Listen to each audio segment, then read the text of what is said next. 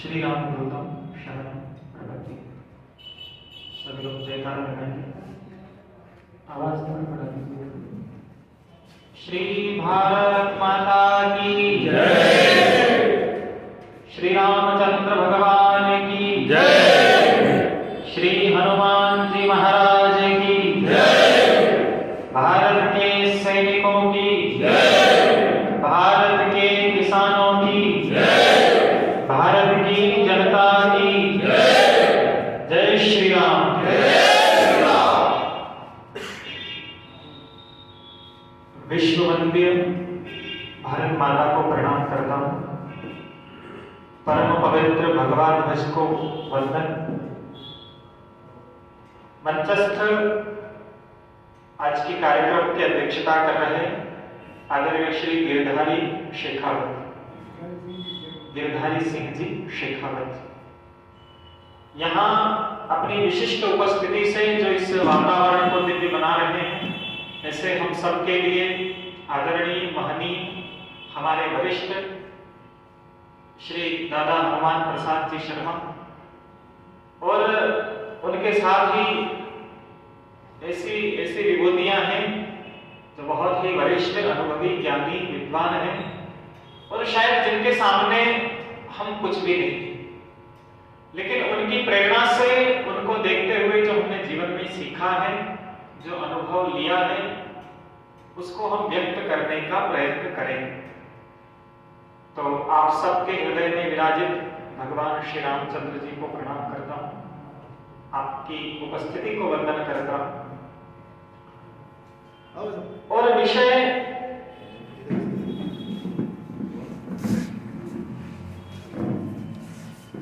बहुत ही महत्वपूर्ण है।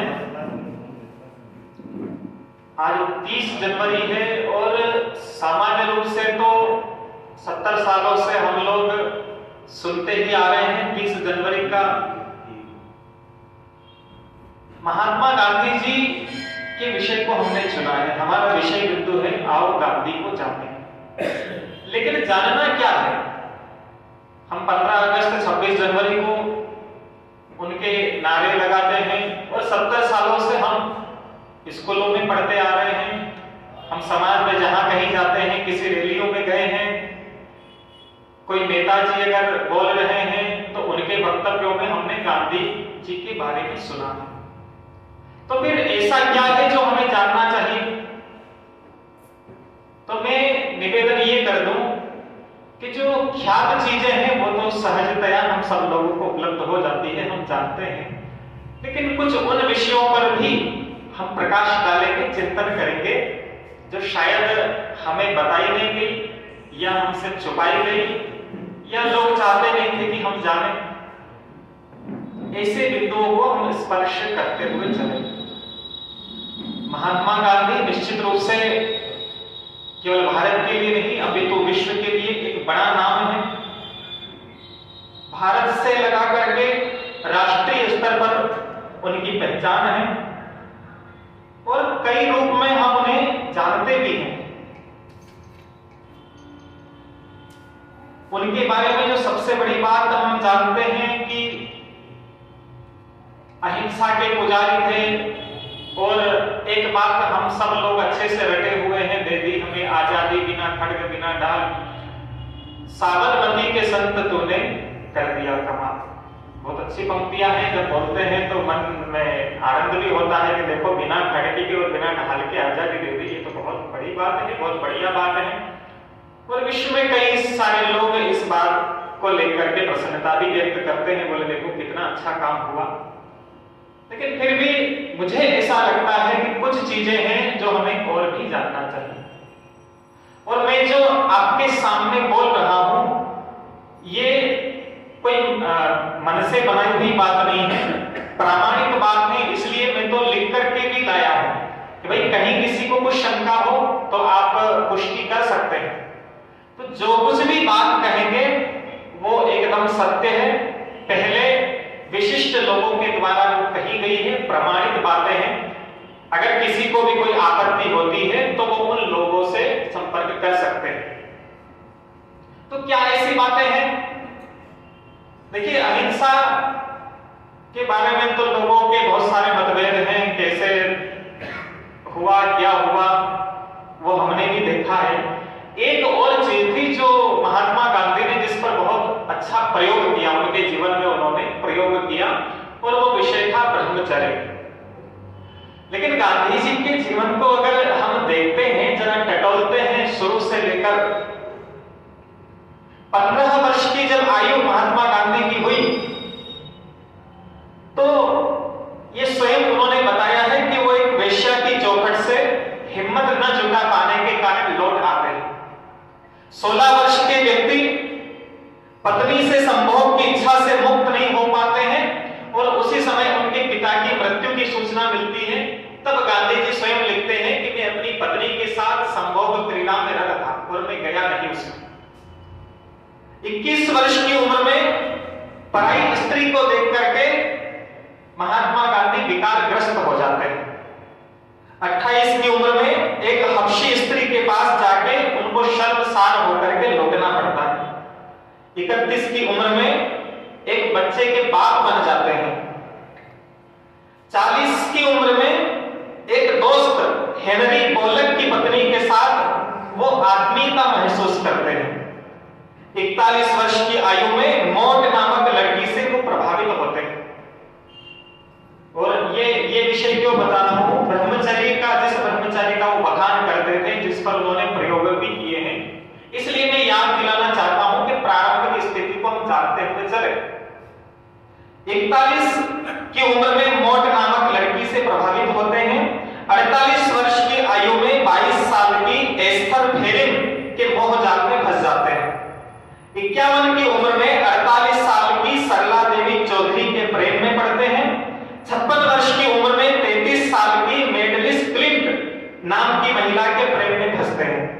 60 वर्ष की उम्र में 18 साल की महाराष्ट्रियन लड़की प्रेमा के माया जाल में फंस जाते हैं।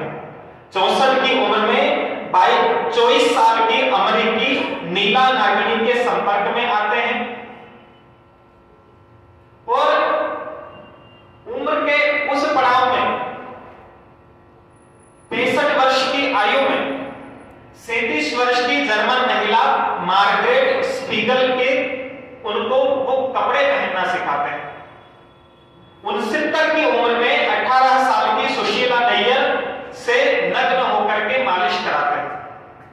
72 की उम्र में बाल विधवा लीलावती आसर, पटियाला के बड़े जमींदार की बेटी आत्मुसलाम, कपूरथला खानदान की राजकुमारी अमृत कौर, मशहूर समाजवादी नेता जयप्रकाश नारायण की पत्नी प्रभावती जैसी महिलाओं के साथ सोते हैं।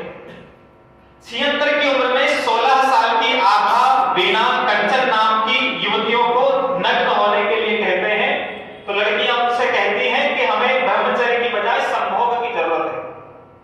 77 की उम्र में मनु के साथ नोवाखली की सर्द रातें शरीर को गर्म रखने के लिए नग्न होकर गुजारते हैं। 79 वर्ष के अंतिम क्षणों तक आभा और मनु के साथ एक साथ सोते हैं। और ऐसी उनके ब्रह्मचर्य के प्रयोग की कथा है। और बात आती है मनु की।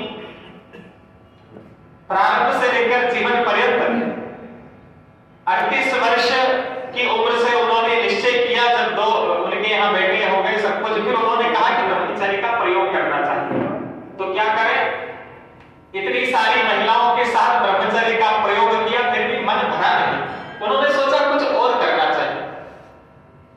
तो महात्मा गांधी के भाई की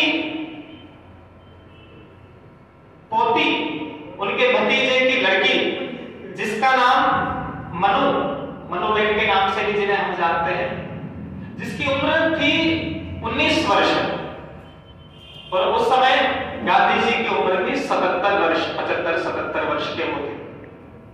उनके साथ ब्रह्मचर्य का प्रयोग करते हुए पूरे वस्त्र खोल करके महात्मा गांधी सोते थे, और मनु से भी कहते थे कि तुम पूरे वस्त्र कपड़े उतार करके मेरे साथ सो।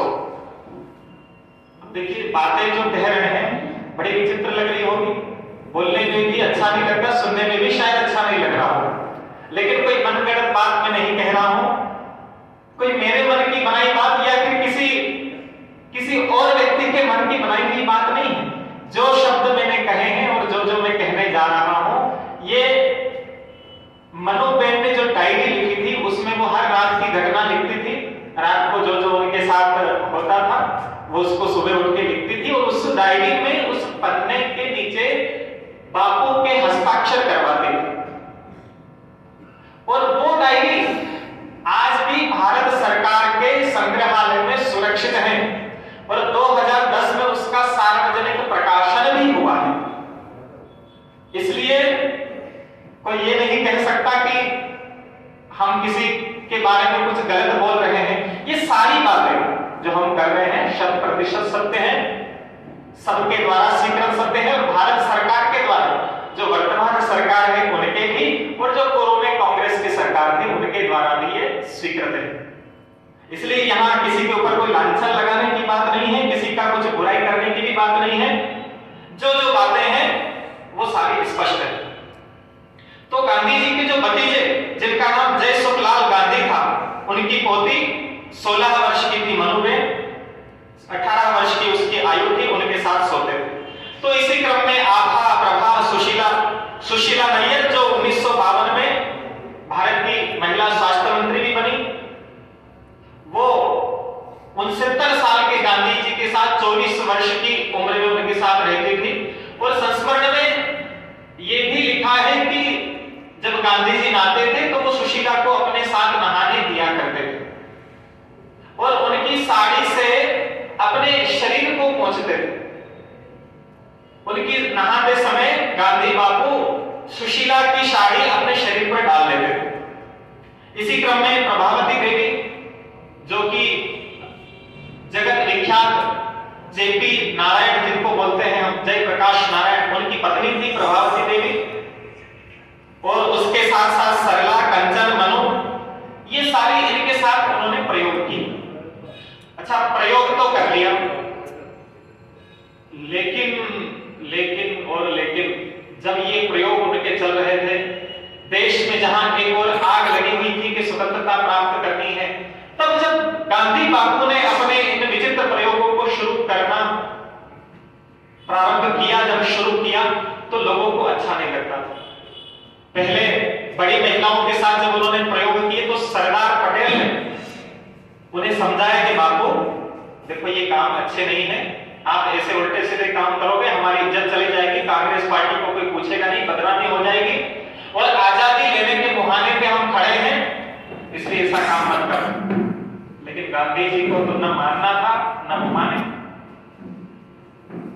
1947 तक आते आते जब मनु के साथ उन्होंने अपने इस प्रयोग को दोहराया, और मनु से चर्चा, विचित्र बातें महात्मा गांधी मनु से कहते थे कि तुम ये यज्ञ हो रहा है और तुम्हें इस यज्ञ में पवित्र होकर के बाहर आना है, और कोई तुम्हें कुछ नहीं कह सकेगा, मैं हूं, मैं इसकी जिम्मेदारी लेता हूं।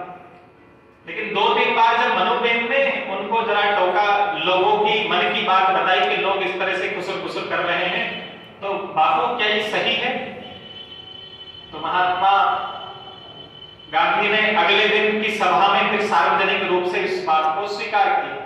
नोआखली में उन दिनों वो रहते थे, और जब वहां स्वीकार किया तो बात तुरंत दिल्ली में बैठे कांग्रेस के पदाधिकारियों तक पहुंची, और रिकॉर्ड में ये लिखा है कि सरदार वल्लभ भाई पटेल ने तुरंत गांधी जी को पत्र लिखा, बहुत कड़ी निंदा की, बहुत कठोर शब्दों में गांधी जी को फटकार लगाई कि गांधी बापू अभी ये क्या कर रहे हो, आपकी बुद्धि सटिया गई है, आपको थोड़े दिन पहले हम सब लोगों ने समझाया, आपको समझ में नहीं आई, ये प्रयोग बंद करो, ये उल्टे सीधे काम आप बंद करो, और ये आगे से होना नहीं चाहिए। कई लोगों ने समझाया। उस समय के एक जैन संत थे, उनसे गांधी जी की चर्चा होती थी, बातचीत थी, मित्रता थी, उन्होंने भी खूब समझाया और कहा कि भाई आप माना कि आप ब्रह्मचारी हो, लेकिन अगर आप ब्रह्मचारी हो ही सही तो आपको ब्रह्मचर्य का प्रयोग करने की क्या आवश्यकता? क्या आप यही करके सिद्ध करना चाहते हैं कि आप ब्रह्मचारी हैं? जरूरी तो नहीं कि अगर आपने ब्रह्मचर्य का, किसी ने अगर ब्रह्मचर्य का संकल्प लिया है तो वो नग्न महिलाओं के साथ सोए,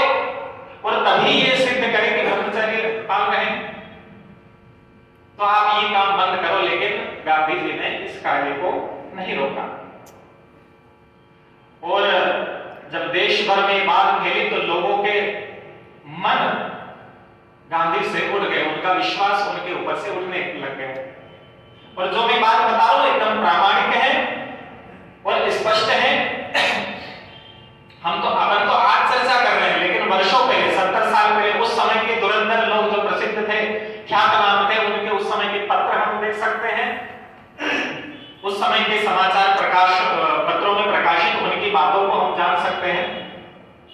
तो इस तरह से गांधी प्रयोग करते रहे और आखिर में 30 जनवरी को उनके कई सारे इस तरह भारत की जनता का विश्वास उनके ऊपर से उठ गया।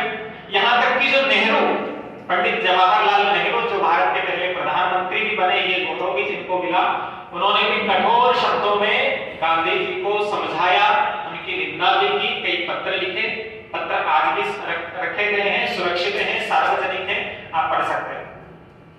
लेकिन जब गांधी जी नहीं माने तो नेहरू ने भी आखिर में बोल दिया कि अब वो मरते हैं तो उनको मरने दो।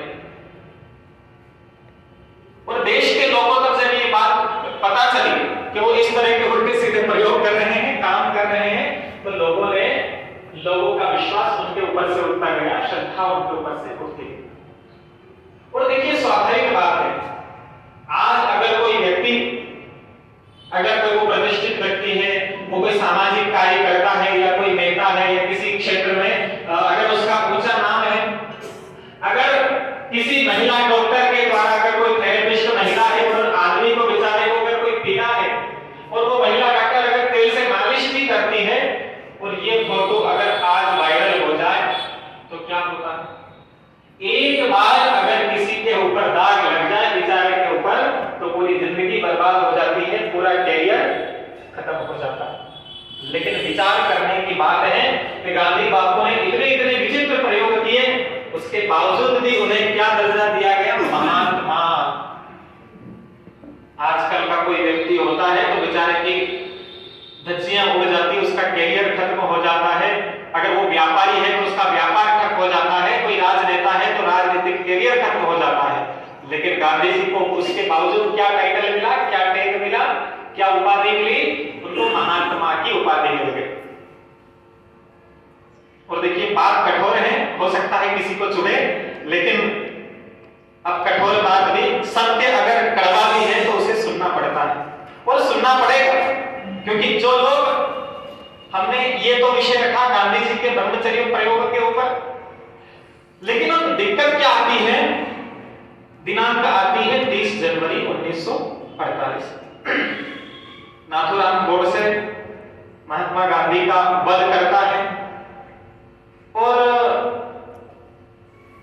जो गांधी लगभग भुला दिए गए थे, एक तरह से गोडसे ने गांधी को पुनर्जीवन दान दिया, उनको फिर से प्रसिद्ध कर दिया। और जो कांग्रेस पार्टी के और उनके जितने कार्यकर्ता थे या सदस्य थे, उसके अधिकारी थे, वो नहीं चाहते थे कि अगर गांधी की प्रतिष्ठा धूल में मिली तो निश्चित रूप से कांग्रेस पार्टी की प्रतिष्ठा भी जाएगी, और पार्टी की छवि धूमिल हुई तो नेहरू तो प्रधानमंत्री रह नहीं सकते। इसलिए उनकी इन सारी हरकतों को भुला करके और फिर से महिमा मंडन करते हुए प्रतिष्ठित, उस समय के जो प्रतिष्ठित लोग थे, जो हिंदूवादी कार्यकर्ता थे, जो संगठन थे, उन पर जबरदस्ती का घेरा लगाया गया, उन पर प्रतिबंध लगाया गया। चाहे बात करें राष्ट्रीय स्वयंसेवक संघ की, उस पर प्रतिबंध लगाया गया, हिंदू महासभा पर प्रतिबंध लगा, और अन्य जो हिंदूवादी संगठन थे उन पर खोटा आरोप लगा करके उन पर प्रतिबंध लगा दिया गया। लेकिन हमारे मन की पीड़ा क्या है? हम क्या कहना चाहते हैं? गांधी का वध गोडसे ने किया, लेकिन अगर हम सही मायनों में देखें कि गांधी को किसने मारा, तो स्पष्ट रूप से हमारे सामने आएगा कि गांधी के नामों पर केवल गांधी के जयकारे हैं, गांधी के चेले ही गांधी के असली हत्यारे हैं। क्यों? देह मरण धर्मा है, युग युग से ये कहती गीता है, जीना उसका ही जीना जो कि विचार से जीता है, नथुराम ने केवल गांधी जी के तन को खत्म किया, पर उनके चेलों ने उनके आदर्शों को हजम किया। देश बना है नरक के बापू जब से स्वर्ग सिधारे हैं, गांधी के चेले ही गांधी के असली हत्यारे हैं। लोग कहते हैं अरे गांधी जी को तो ऐसा है वैसा है, लेकिन हम कहना चाहते हैं उन लोगों से जो कांग्रेस के लोग गांधी जी का महिमा मंडन करते हैं, अगर तुम वास्तव में गांधी के आदर्शों पर चलते हो, वास्तव में गांधी जी तुम्हारे लिए पूजनीय है, तो गांधी तो गाय की पूजा करते थे, फिर तुम लोग क्यों गौ माता को केरल में चौराहे पर सरेआम जाकर के गाय माता को काटते हो और नारे लगाए जाते हैं और ये कहा जाता है कि ये तो हमारा अधिकार है। और कौन थे वो गाय को काटने वाले? वो ये वही गांधी जी के चेले थे। हिंदी का विरोध महात्मा गांधी राम को शहजादा कहते थे, दशरथ को बादशाह कहते थे, सीता को बेगम कहते थे। उर्दू से इतना प्रेम, हिंदी राष्ट्रभाषा क्यों नहीं बन पाई? क्योंकि मुसलमान नाराज ना हो जाए इसलिए हम हिंदी का प्रयोग नहीं करेंगे, हम उर्दू का प्रयोग करेंगे।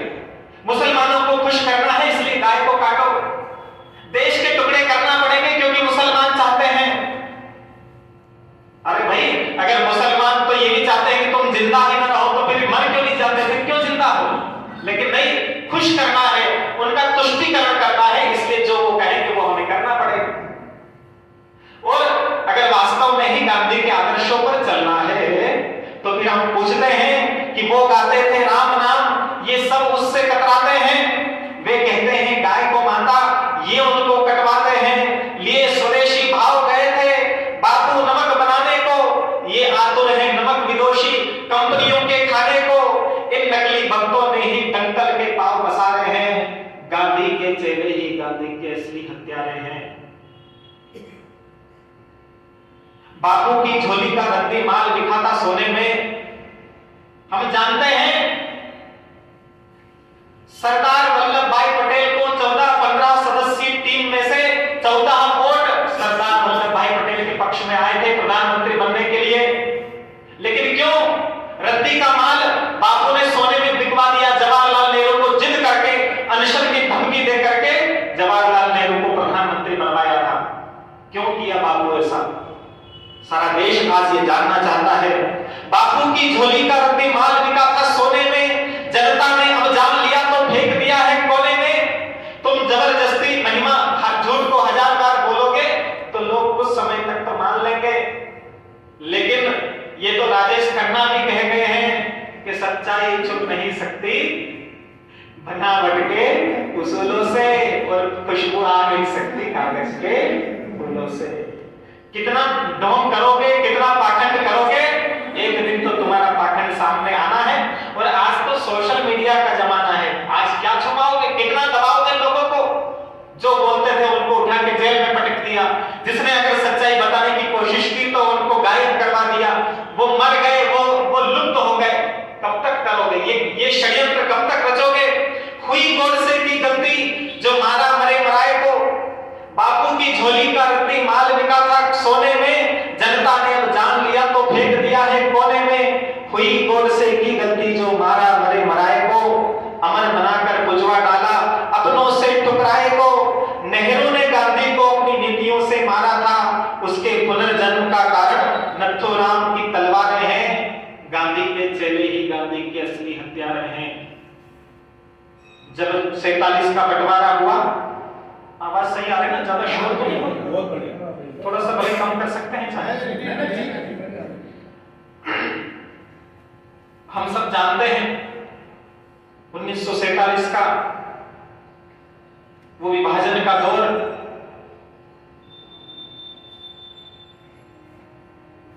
जो लोग नहीं चाहते थे उनके ऊपर भी बंटवारे का आरोप थोपा गया। पाकिस्तान से हिंदुओं को भाग भाग करके यहां आना पड़ा। क्यों? क्योंकि वहां हिंदुओं के घर लूटे जा रहे थे, घर जलाए जा रहे थे, बहु बेटियों के साथ बलात्कार हो रहा था और ट्रेनों में भर भर के लाशें आ रही थी। माताओं बहनों के स्तन काट काट करके और उनको ट्रेनों में, लाशों को ट्रेनों में एक के ऊपर फेंक दिया, जैसे मरे हुए जानवरों को लाद देते हैं ट्रेनें भर भर के। जब खून बिखेरती पटरियों पर खून बिखेरती ट्रेनें जब भारत में आई, पंजाब के रास्ते से ट्रेन से जब भारत में आ रही थी ट्रेनें, और पंजाब के लोगों ने जब ये देखा, हिंदुओं में, सिखों के खून में जब उबाल आया, और उन्होंने कहा कि हम इनको मजा चखाएंगे, यहां वहां से लाशें आ रही है, अब हम भी उनको बताते हैं। लेकिन जैसे ही जवाब देने के लिए तैयार हुए तो गांधी जी अनशन पर बैठ गए। बोले नहीं, मत मारो, हमारे भाई हैं, उनको कुछ होना नहीं चाहिए, अगर उनको कुछ हुआ तो मैं अपनी जान दे दूंगा, मैं मर जाऊंगा। और ऐसा बोल करके गांधी जी ने लोगों के हाथ पैर बांध दिए, और परिणाम ये हुआ कि 21 लाख हिंदुओं को अपनी जान गंवानी पड़ी। लोग कहते हैं, गीत तो हमने खूब गाए, दे दी हमें आजादी बिना खड्ग बिना ढाल। बारे मेरे संत, 21 लाख हिंदुओं की लाशों पर ये आजादी हमें मिली, और कितना झूठ, दुनिया का सबसे बड़ा झूठ, बोले एक खून भी नहीं बहा और हमें आजादी मिल गई। ये आजादी तो नहीं मिली है, सत्ता का हस्तांतरण भले ही हुआ हो, लेकिन ये आजादी नहीं हो सकती। और गांधी के आदर्शों पर चलने की लोग बात करते हैं, दूसरों को शिक्षा देते हैं।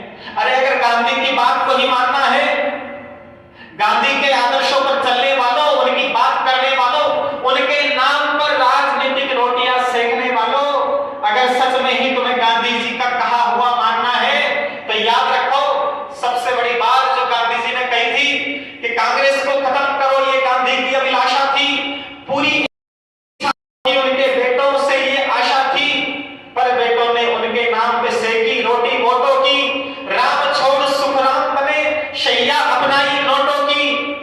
गांधी के नामों पर अरबों खरबों के वारे न्यारे हैं, गांधी के चेले ही असली, गांधी के असली हत्यारे हैं।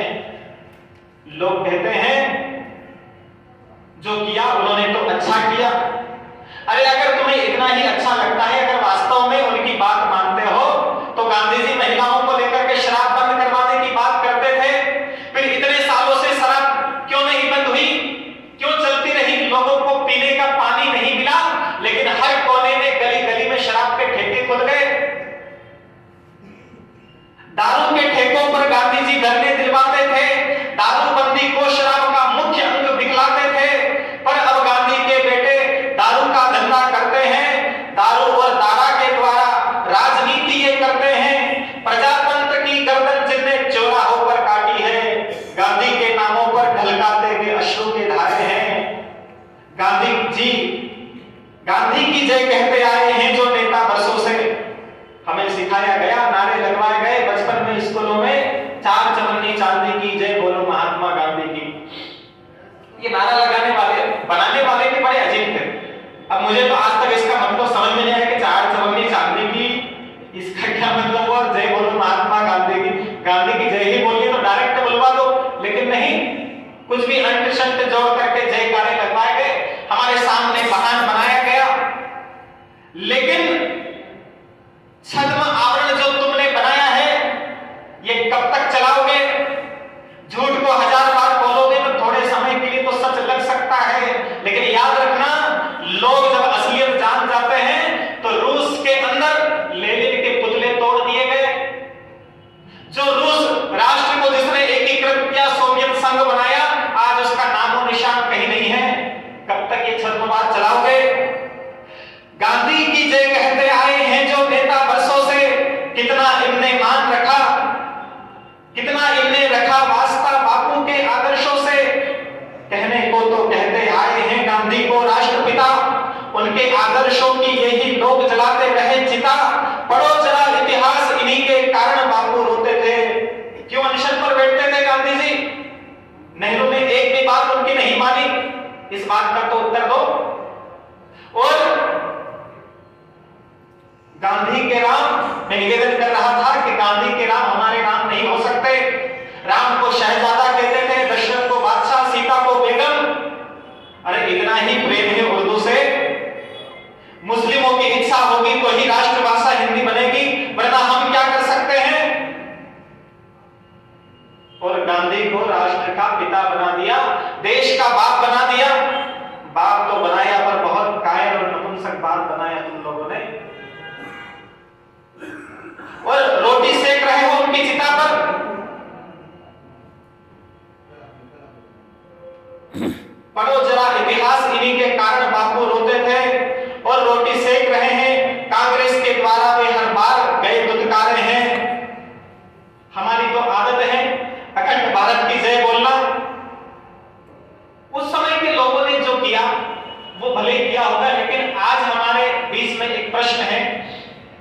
कि हम तो जागरूक हैं, हम तो जागरूक नागरिक हैं और आज सोशल मीडिया के जमाने हर बात को हम जानते हैं, तो फिर हम उस पाखंड को लेके क्यों पकड़े हुए हैं?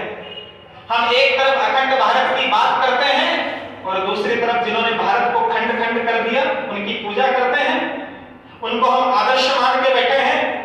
लेकिन नहीं, हम तो सर्वधर्म समभावी हैं। अरे कब तक दूसरों के पाप को बाप बोलोगे? विवेकानंद की मूर्ति पर गाली लिख दी गई, इस देश में कुछ नहीं हुआ। गांधी जी को बुरा मत कहो, क्यों भाई? क्योंकि राष्ट्रपिता थे। कोई व्यक्ति राष्ट्र का पुत्र हो सकता है, राष्ट्र का नायक हो सकता है, राष्ट्र का अध्यक्ष हो सकता है, लेकिन ये गांधी से जो देश के बाप बन बैठे। और हाँ, अगर बाप बनना ही था तो भारत के बाप कैसे बन गए? क्योंकि भारत तो 1947 में तो बना नहीं, हजारों लाखों करोड़ों वर्षों से भारत भारत है। पाकिस्तान का बाप कहा जाए तो हम मान लेंगे, क्योंकि पाकिस्तान बनवाया गया। पाकिस्तान का एक बाप जिन्ना है तो आधा बाप जिन्ना, आधा बाप गांधी, अगर ये कहेंगे तो भी बात हजम होती है। लेकिन भारत के बाप कैसे हो सकते हैं? पर नहीं, बाप थे और बोले उनको गांधी मत दो, उनको गाली मत दो, उनके बारे में बुरा मत बोलो। क्यों भैया? नहीं नहीं, वो तो महापुरुष थे, वो तो हमारे आदर्श थे, इसलिए गलत मत बोलो। इस देश में राम को गाली दी जा सकती है, विवेकानंद की मूर्ति के ऊपर जेएनयू के अंदर गालियां लिख दी गई, उनका मुंह पे काली कपोत दी गई, वो चल सकता है। साधु संतों को बर्बरता से मारा जा सकता है। लोग राम को अय्याश कहते हैं, उनके ऊपर कोई कार्रवाई नहीं हुई। सीता को वेश्या बोला गया, उनके ऊपर कोई कार्रवाई नहीं हुई। भारत को डायन कहा गया, उनके खिलाफ किसी ने चू तक नहीं कही। और अगर एक इंसान की हकीकत अगर किसी ने बयान कर दी तो उसको जेल में डाल दिया जाता है, उसके ऊपर केस ठोक दिए जाते हैं। ये कहां का न्याय है? ये कौन सा न्याय है? एक तरफ कहते हो अभिव्यक्ति की आजादी, प्रजातंत्र, लोकतंत्र, गणतंत्र, फलाना तंत्र। अरे ये लोकतंत्र है या लोकतंत्र की लाश है लोकतंत्र? जहां देवी देवताओं को तो गाली दी जा सकती है, ग्रंथों को, पुराणों को सरेआम चौराहे पर फाड़ के फेंक दिया जा सकता है, गीता पर कश्मीर में प्रतिबंध लगाया जा सकता है, लेकिन गांधी को गाली मत दो, गांधी के बारे में बुरा मत कहो और उनकी असलियत किसी से मत बताओ। आज लोग जो नकली गांधी हैं, असलियत में जो फिरोज खान के पोता पोती हैं, वो आज देश में लोगों को बेवकूफ बनाते घूम रहे हैं। गांधी का टाइटल तो अपना लिया, क्यों? क्योंकि इसी से उनकी चमक है। अगर ये पॉलिश उतर गई तो लोग तुम्हारी असलियत जान जाएंगे, तुम्हारी असलियत लोगों के सामने आ जाएगी। लेकिन भैया, फिरोज खान के पोता पोतियों, बंटी बबली, अब तुम चिंता मत करो, तुम्हारी असलियत तो लोगों के सामने आ गई है। तुम्हारी चमक, जो गांधी नाम की चमक थी, वो तुम्हारे ऊपर से उतर गई है और लोग असलियत जान चुके हैं। और अब तुम्हारा षड्यंत्र चलने वाला नहीं है। लेकिन बंधुओं, हमें क्या करना है? तो स्पष्ट है कि हमें सत्य को प्रकाशित करना है। सही जो बातें हैं, मैंने जो बातें आपसे कही है, ये ना कोई किसी की मन, ना मेरे मन की कल्पना की बातें हैं, ना कुछ मनगढ़ंत हैं, ना किसी ने दबाव में समझाया है, ना किसी ने लालच देकर के बताया। जो तथ्यपरक आंकड़े हैं वो हमने आपके सामने रखे हैं, और जिन्हें इनकी वास्तविकता तलाश नहीं हो, आप गूगल कर सकते हैं, यूट्यूब कर सकते हैं, करो केस। अगर केस करना ही है तो जो यूट्यूब पर हजारों वीडियो है उन पर केस करो, गूगल पे जो हजारों लाखों लोगों के लिंक हैं उन पर केस करो। पर नहीं, अगर हम असलियत बोलते हैं तो केस हो जाता है। और देखिए, एक बात मैं आपसे पूछना चाहता हूं, हम कोई बात अगर बोल रहे हैं, अगर हम किसी और व्यक्ति की बोली हुई बात कहते हैं तो कोई दिक्कत तो नहीं होती ना? कानून अगर किसी और ने कही है उसे तो हम दोहरा सकते हैं कि नहीं दोहरा सकते? और क्या कहा था कालीचरण जी महाराज ने?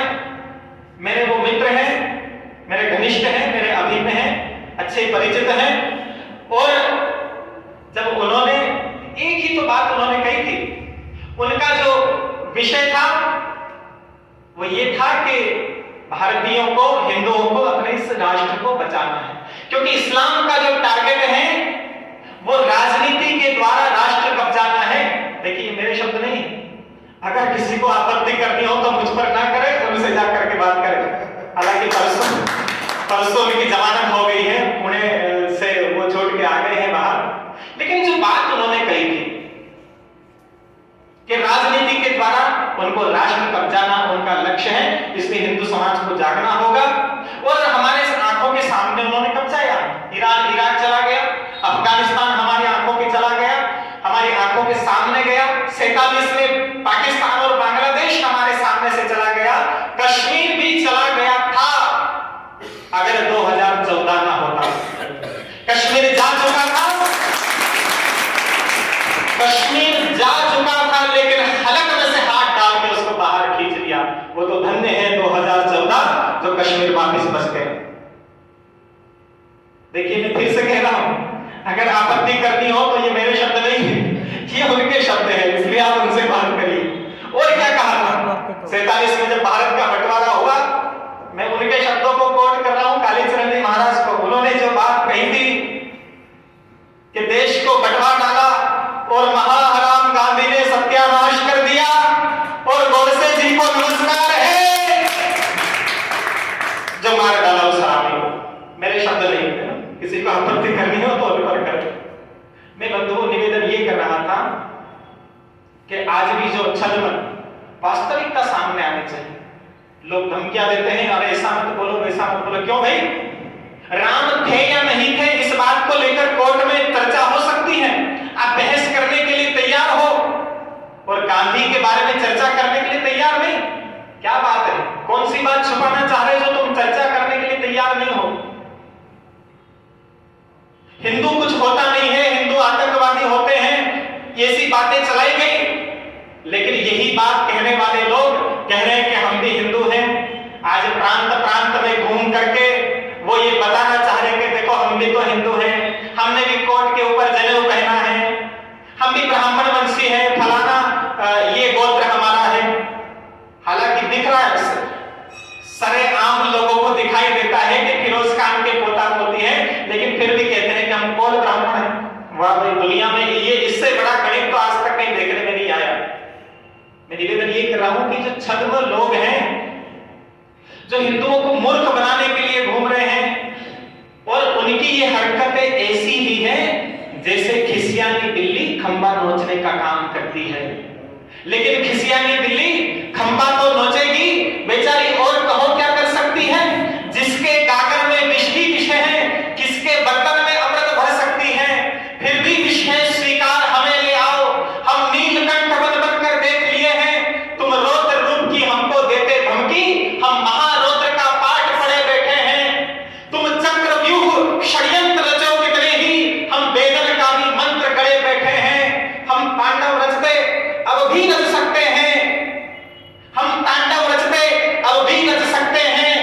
क्रोधित होते हैं तो प्राण लिया करते हैं, हम शंकर के वंशज ओगड़ दानी हैं। खुश होते हैं तो प्राण दिया करते हैं, हम पहले नहीं किसी से कुछ भी कहते, पीछे फिर सहसा पीट दिया करते हैं। हम रामदास के शिष्य शिवा मत वाले चलते हैं तो भूचाल चला करते हैं। प्रतिबंधों के बंदों को भी हम सहते। तुम कितना प्रतिबंध लगाओगे? बोलने से रोकोगे, एक व्यक्ति को रोकोगे, आज कालीचरण को रोका, यदि नरसिंहानंद सरस्वती को रोका, कल पुष्पेंद्र कुलश्रेष्ठ को रोकोगे, परसों मध्य प्रदेश के लोगों को रोकोगे, नागदा के, लेकिन कहां-कहां प्रतिबंध लगाओगे? इसलिए कान खोल के सुन लो, तुम जितने प्रतिबंध लगाओगे हम उन प्रतिबंधों को तोड़ेंगे। प्रतिबंधों के बंदों को भी हम सहते, हर बंद तोड़ महाप्रलय करते हैं। मत छेड़ो हमको, गलती ना दोहराओ, हम नेत्र तीसरा खोल भस्म करते हैं। और आज भारत के लोगों ने, हिंदू समाज ने अपना तीसरा नेत्र खोला है, और उस नेत्र में वो सब लोग जल के भस्म हो जाएंगे जो छद्म आवरण धारण किए हुए हैं, जो अंदर से भेड़िए और बाहर से शेर की खाल पहन के घूम रहे हैं। उन लोगों की असलियत आज सामने आ चुकी है, लोग जागरूक हो चुके हैं, और इनका कोई भी छद्म पाखंड अब चलने नहीं है। इसलिए आपसे निवेदन मैं आखिर में ये करना चाहता हूं कि किसी बात को किसी ने अगर थोप दी है तो उसको तथ्यों से परखें, उस पर चिंतन करें, उस पर चर्चा करिए। सत्य के सामने, झूठ के सामने सत्य हार नहीं सकता। इसलिए सत्य पर खड़े रहिए और लोगों को बताने का प्रयत्न करिए। और अब आज अगर हम देखें तो हमें क्या करना है, देश में माहौल बदल रहा है। अभी तो कश्मीर भारत में आया है और जल्दी ही हम देखेंगे कि पाक अधिकृत कश्मीर भी आने वाला है। और बेटा पाकिस्तान, अब की चिंता मत कर, चेहरे का हर खोल बदल देंगे। इतिहास की क्या हस्ती है, हर भूगोल बदल देंगे। धारा हर मोड़ से गुजरकर निकलेगी गंगा, लाहौर कराची की छाती पर लहराएगा पाक तिरंगा। रावलपिंडी और कराची तक सब गैरत हो जाएगा। सिंधु नदी के आसपास पूरा भारत हो जाएगा। फिर सदियों सदियों तक जिन्ना जैसी औलाद नहीं होगी। और कश्मीर तो होगा लेकिन पाकिस्तान नहीं होगा। देश के दुश्मनों, गद्दारों, तुम हमें धमकी देते हो, युद्ध के लिए कायरता दिखलाते हो, युद्ध के लिए उकसाते हो, लेकिन बेटा तुम जो सपेले हो, तुम जो नाग हो ना, ये अपने सभी सपोले अपने अपने दिल में घुस जाओ। क्योंकि अब की बार जो बहेलिया है, जो शिकारी है, वो उच्च क्वालिटी की है। अगर जरा टिफन बाहर निकाला तो कुचल दिया जाएगा। इसलिए चुपचाप बैठे रहो, इसी में तुम्हारी भलाई है।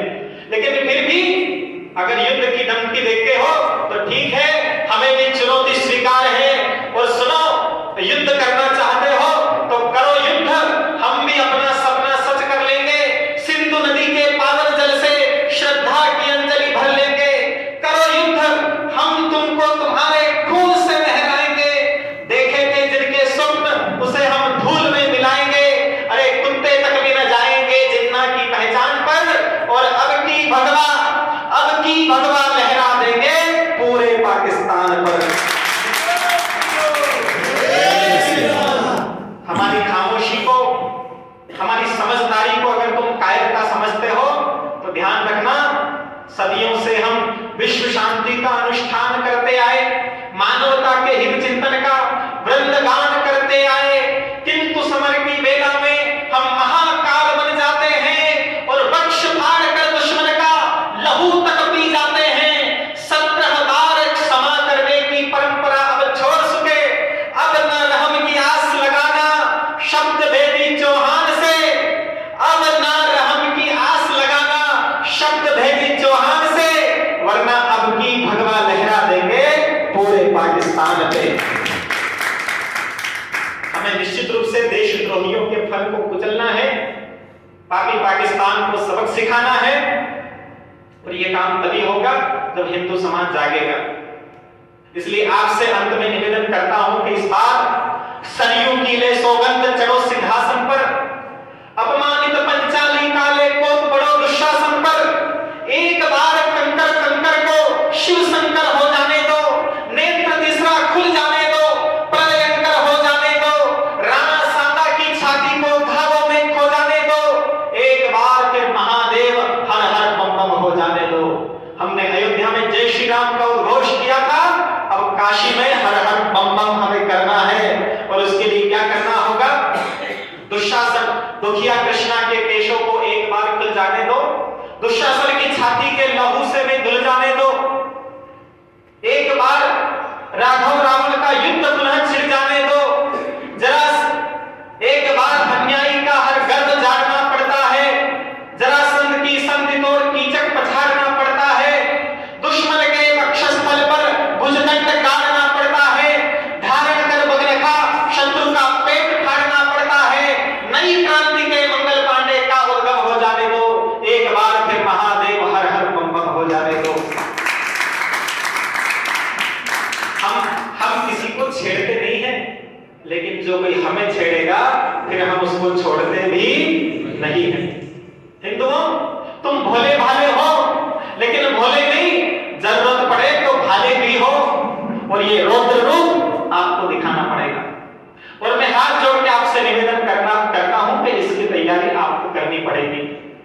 युद्ध बुरा होता है, इसमें कोई दो राय नहीं, लेकिन लड़ना ही पड़ता है, कोई और उपाय नहीं। सज्जन को कमजोर समझना हर रावण की आदत है। बिना युद्ध के यहाँ किसी सीता की नहीं हिफाजत है। एक व्यक्ति की तानाशाही लाखों की मजबूरी है। धर्म संस्थापन की खातिर होता युद्ध जरूरी है। नारी नारायणी पुरुष को पुरुषोत्तम हो जाने दो, एक बार फिर महादेव हर हर बम हो जाने दो। मां काली का कंठ अरिमुंडों से भर जाने दो, सावधान बचने ना पाए हर रक्त बीज मर जाने दो। मां काली का कंठ अरिमुंडों से भर जाने दो, सावधान बचने ना पाए हर रक्त बीज मर जाने दो। घनानंद की गद्दारी को एक बार धुल जाने दो, विष्णुगुप्त चाणक्य शिका को एक बार खुल जाने दो। जन्मेजय को एक बार फिर नाग यज्ञ करवाने दो। इंद्र बने बाधक को उसको भी स्वाहा हो जाने दो, एक बार फिर महादेव हर हर बम बम हो जाने दो। हर हर महादेव। लोग हमसे कहते हैं कि महाराज कुछ ऐसी बात बोला करो, कुछ ऐसा बोलो कि लोगों में भाईचारा आए। मैंने कहा भाईचारा आएगा कैसे? भाई तो दुबई में बैठा है और चारा लालू यादव के पेट में। भाईचारा लाने का सबसे बड़ा उपाय यह है कि भाई से बड़े भाई बन जाओ। इसलिए लोग हमसे पूछते हैं कि आप क्यों आते हैं, ये संत लोग क्यों बोल रहे हैं, आज संतों को क्यों बोलना पड़ रहा है? तो मैं आपसे इतना ही निवेदन कर दूं कि अंग गले तो उसकी शल्य चिकित्सा करनी पड़ती है। विष का असर मिटाने को अंगारी भरनी पड़ती है। मन को मार लहू की गहरी नदी तैरनी पड़ती है। नीलकंठ बनकर मंथन की कीमत भरनी पड़ती है। बनकर विश्वामित्र राज का रक्त जगाना पड़ता है और राम और लक्ष्मण को महलों से छुड़वाना पड़ता है। शूर्पणखा की नाक काट रावण मरवाना पड़ता है और छोड़ तपस्या संतों को भी आगे आना पड़ता है।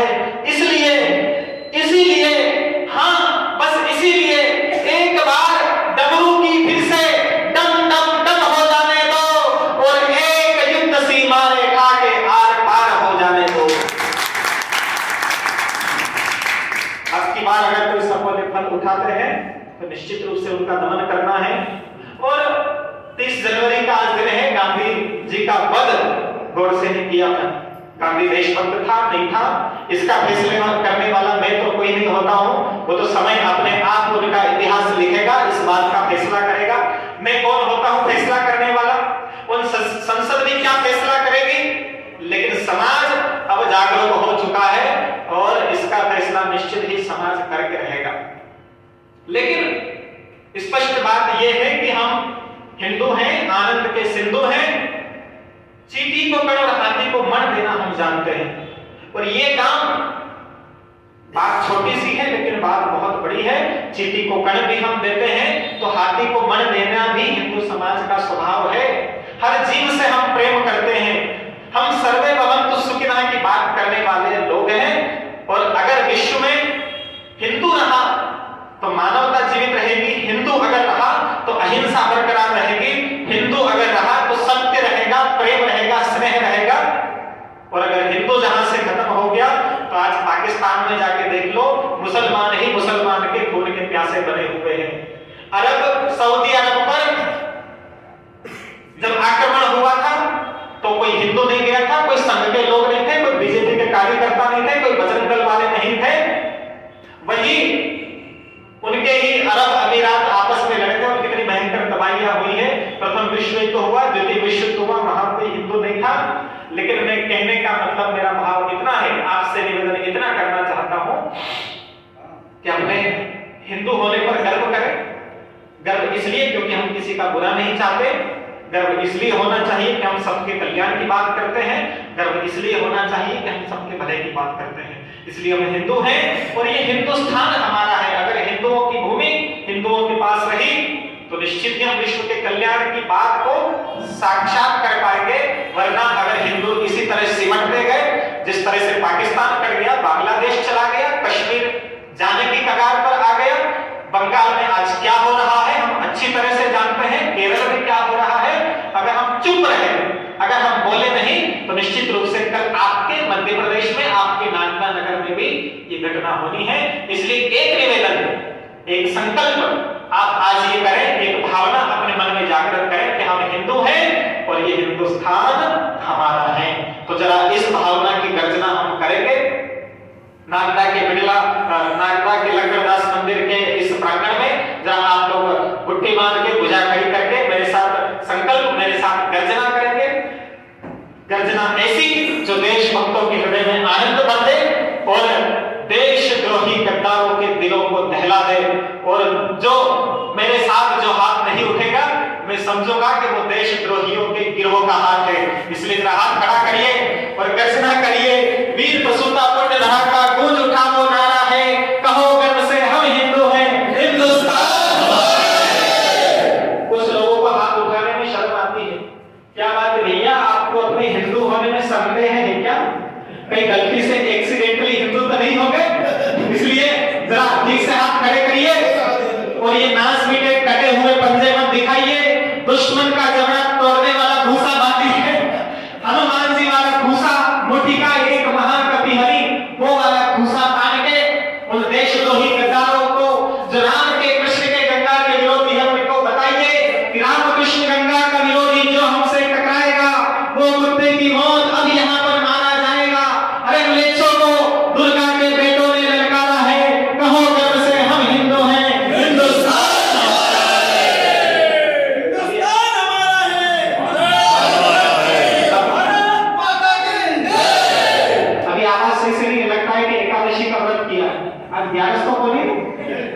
मालूम है कि ठंड घनी पड़ी हुई है, हाथ खोलने की इच्छा नहीं हो रही है, लेकिन फिर भी अंतरिक्ष को गुंजाओ, वीरों बहादुरों, सिंह पुत्रों, और बता दो उन लोगों से जो हिंदुओं से नफरत करते हैं, उनसे इतना ही मेरा पूछना है कि इस हिंदू के नाम पर तुमने इतना क्यों कोहराम मचाया? लगता है कि बाप तुम्हारा अफगान या पाकिस्तान से आया। अरे माँ की ताकत सुनर ने फिर तुमको धिक्कारा है, कहो गर्व से हम हिंदू हैं,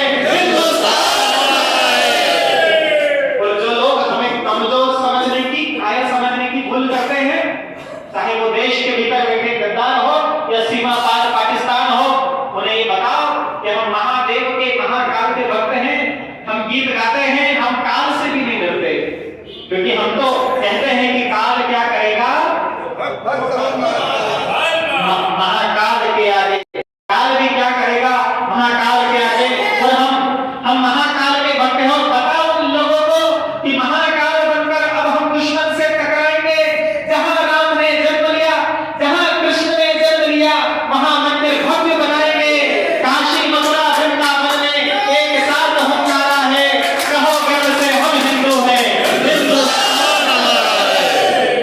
आखिरी में, सबसे अंतिम में, मेरे मन की बात अगर कोई जानना चाहे, आप लोगों के मन की बात अगर कोई जानना चाहे, भारत देश के लोगों के मन की बात अगर कोई जानना चाहे, तो इतनी सी है, राज्यसभा बासंती चोला पहन के अब तो आएगी, उत्तर प्रदेश बासंती चोला पहन के फिर से आएगी, गली गली मेरे भारत की वृंदावन कहलाएगी, झूमे धरती नाचे अंबर, मचा उठा हर तारा है, कहो गर्व से हम हिंदू हैं, हिंदुस्तान हमारा है, कहो गर्व से हम हिंदू हैं, हिंदुस्तान हमारा है। तो हिंदू बंधुओं, आपके सामने आपने धैर्यपूर्वक मुझे सुना, आपका बहुत बहुत धन्यवाद। यहाँ के जो आए हुए लोग थे, भाई साहब श्री राम शर्मा जी और तमाम जो जितने भी हिंदू बंधु हैं, सबको मैं पुनः आप सबको सादर वंदन करता हूँ और अपनी वाणी को नाम देता हूँ। धन्यवाद। जय श्री राम। भारत माता की जय।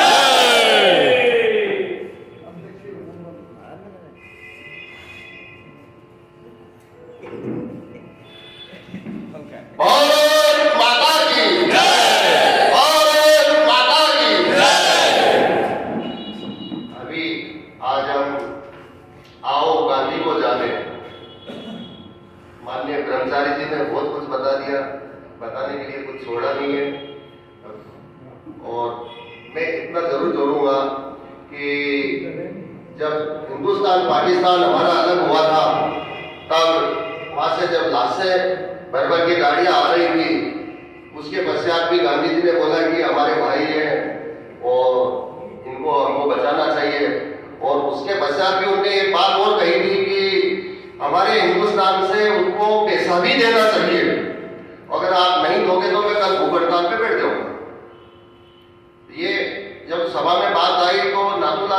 गोडसे ने ये बात कही थी कि आप कल का सूरज ही नहीं देखोगे तो आप भूख हड़ताल पे कैसे बैठोगे।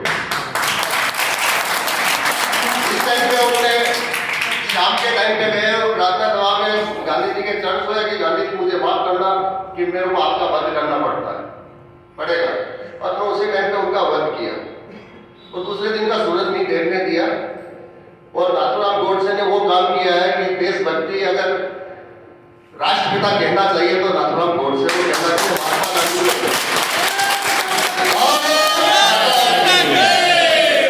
और वैसे तो मैं मन से हमेशा बचता रहता हूँ, भाई गुलजारी लाल जी सब जानते हैं, मैं मंच तैयार कर देता हूँ पर वो मंच पे आता नहीं हूँ। और आज तक श्री राम का कहना नहीं टाल पाया कि नहीं मामा जी आपको बैठना ही पड़ेगा, तो मैं टाल नहीं पाया इसका कहना, क्योंकि मैं मन से बहुत दूर रहता हूँ। पर इनका बहुत बहुत आभार, धन्यवाद। नहीं, मैं बहुत